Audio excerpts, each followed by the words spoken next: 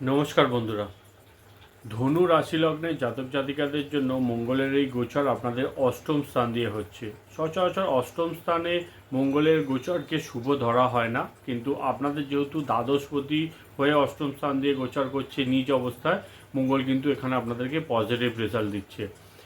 একটা বিষয় অবশ্যই এখানে বলবো, অষ্টম স্থান দিয়ে মঙ্গলের গোচর, শরীর স্বাস্থ্যের একটু খেয়াল রাখতে হবে, বিশেষ করে যাদের ব্লাড রিলেটেড কোনো সমস্যা আছে, মাসেল পেন হয়, তাদের ক্ষেত্রে একটু শরীর স্বাস্থ্যের খেয়াল রাখতে হবে।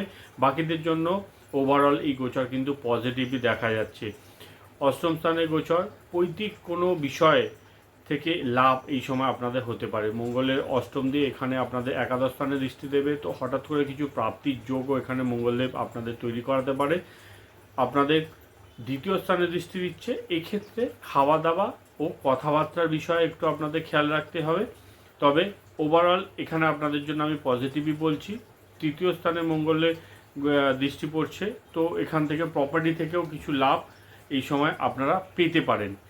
দৈনিক কাজকর্মের মধ্যে একটু দৌড়াদৌড়ি, ক্লান্তিভাব বেশি হয়তো আপনাদের লক্ষ্য করবেন, তবে বাকি দিক থেকে কিন্তু এটা পজিটিভ। আর যত বেশি সমস্যা এই সময় আপনাদের জীবনে আসবেন, আপনারা জানবেন যে তত বেশি উন্নতি ও গ্রোথ কিন্তু আপনারা এই সময় করতে পারবেন। নমস্কার।